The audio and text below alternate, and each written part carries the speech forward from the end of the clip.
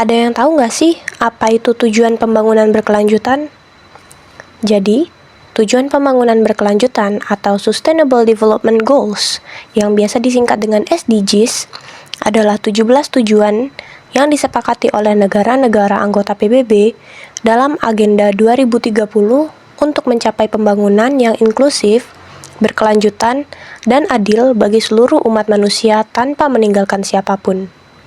Tujuan ini dirancang untuk mengatasi tantangan besar dunia, seperti kemiskinan, ketidaksetaraan, perubahan iklim, degradasi lingkungan, perdamaian, dan keadilan sosial. Nah, kali ini aku bakal bahas poin SDGs nomor 10, yaitu mengurangi ketidaksetaraan atau reduce inequalities. Ketidaksetaraan, kesenjangan, maupun ketimpangan memiliki arti yang sama, yakni merupakan kondisi di mana terdapat perbedaan yang signifikan dalam akses terhadap sumber daya, kesempatan, atau hasil di antara individu atau kelompok dalam masyarakat. Todaro dan Smith di tahun 2012, mereka mendefinisikan bahwa ketimpangan sebagai distribusi pendapatan atau sumber daya yang tidak merata dalam suatu populasi yang menghambat kesejahteraan sosial. Dan Badan Pusat Statistik menyatakan bahwa ketimpangan ekonomi dapat diukur dengan koefisien Gini, di mana nilai mendekati 1 menunjukkan ketimpangan yang sangat tinggi, sementara mendekati 0 menunjukkan distribusi pendapatan yang lebih merata. Dan saat ini, Indonesia menghadapi ketimpangan ekonomi dan pendidikan yang cukup signifikan. Mari bahas satu persatu. Yang pertama, ketimpangan ekonomi. Berdasarkan data BPS, Gini rasio Indonesia pada September 2023 adalah 0,381. Meskipun lebih rendah dibanding tahun-tahun sebelumnya, angka ini menunjukkan masih adanya kesenjangan pendapatan yang cukup besar. Selain itu, terdapat ketimpangan regional, di mana Pulau Jawa lebih maju dibandingkan daerah luar Jawa, seperti Papua dan Nusa Tenggara. Hal ini disebabkan oleh akses infrastruktur yang lebih baik di Jawa. Faktor penyebab ketimpangan ekonomi lainnya yakni dominasi sektor informal.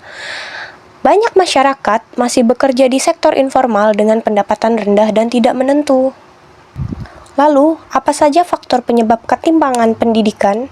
Yang pertama, akses pendidikan yang tidak merata. Menurut Kementerian Pendidikan dan Kebudayaan, rata-rata lama sekolah di Indonesia masih 8,8 tahun, yakni setara dengan kelas 2 SMP, yang menunjukkan bahwa banyak anak putus sekolah sebelum menyelesaikan pendidikan menengah. Lalu yang kedua, disparitas urban-rural. Sekolah-sekolah di kota memiliki fasilitas yang lebih baik dibandingkan dengan di pedesaan, yang berdampak pada kualitas pendidikan. Lalu yang ketiga, biaya pendidikan yang tinggi. Meskipun ada program seperti Kartu Indonesia Pintar, biaya tambahan seperti buku dan seragam sekolah masih menjadi beban bagi masyarakat miskin. Lalu, seperti apakah contoh dari ketimpangan ekonomi dan pendidikan yang terjadi di Indonesia? Yang pertama, ketimpangan ekonomi, yaitu perbedaan pendapatan antar wilayah. Di DKI Jakarta memiliki pendapatan per kapita sebesar 130 juta per tahun, sedangkan di Nusa Tenggara Timur hanya sekitar 14 juta per tahun. Hal ini disebabkan karena infrastruktur yang lebih baik di Jakarta, serta konsentrasi bisnis dan industri, dan akses pendidikan serta kesehatan yang lebih tinggi. Selanjutnya, contoh ketimpangan pendidikan, kualitas sekolah yang berbeda-beda. Menurut Badan Pusat Statistik di 2023, di Papua hanya 60% lulusan SD yang melanjutkan ke SMP, yang dimana angka ini jauh lebih rendah dibandingkan di Pulau Jawa yang mencapai angka di atas 90%. Dan berdasarkan laporan APJI di 2023, 80% penduduk Jakarta memiliki akses internet, sedangkan di Papua hanya 42%. Hal ini membuat pendidikan daring di daerah terpencil sulit dilakukan. Lalu, bagaimana dengan ketimpangan ekonomi dan pendidikan yang terjadi di Bangka Belitung?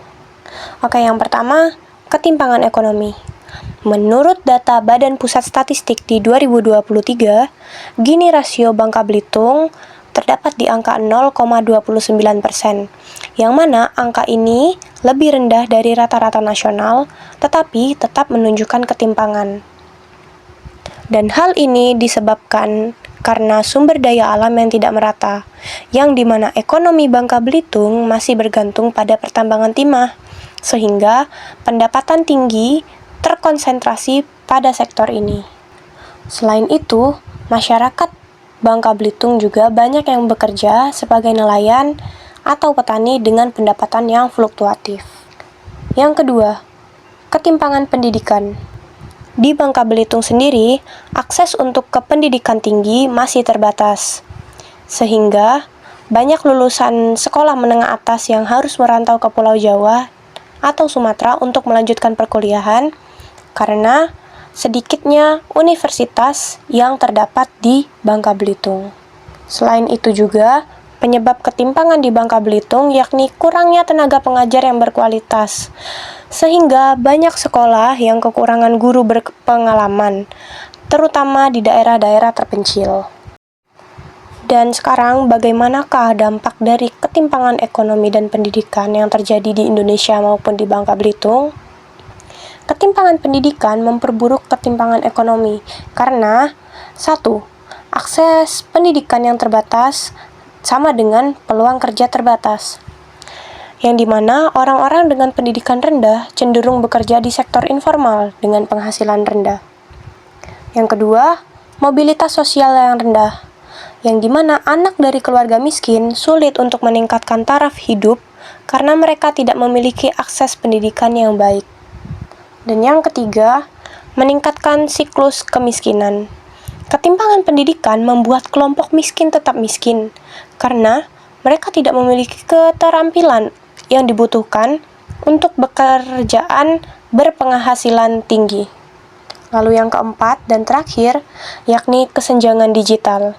Perbedaan akses teknologi memperburuk kesenjangan, karena mereka yang tidak memiliki akses ke internet atau perangkat digital kesulitan mendapatkan pendidikan berkualitas dan informasi terkini, baik mengenai pendidikan maupun ekonomi. Dan bagaimanakah solusi yang dapat diberikan untuk mengatasi ketimpangan ekonomi dan pendidikan ini?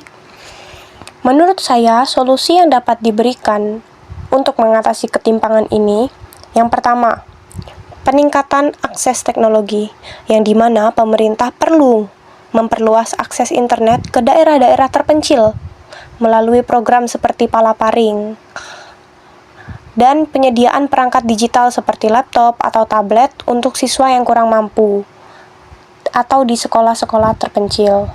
Dan yang kedua, memperbanyak, memperbesar, atau memperluas lapangan kerja, yang dimana pemerintah seharusnya mendorong industri kreatif dan ekonomi digital agar lebih banyak lapangan kerja bagi generasi muda dan meningkatkan UMKM melalui bantuan modal dan pelatihan. Dan solusi terakhir, ketiga yang bisa saya berikan yakni pemberdayaan generasi muda, di mana pemerintah seharusnya meningkatkan pendidikan vokasi dan keterampilan yang berbasis teknologi, serta memberikan beasiswa yang lebih banyak untuk pelajar di daerah tertinggal. Dan dengan ketiga solusi ini, diharapkan ketimpangan ekonomi dan pendidikan di Indonesia bisa berkurang secara bertahap. Terima kasih.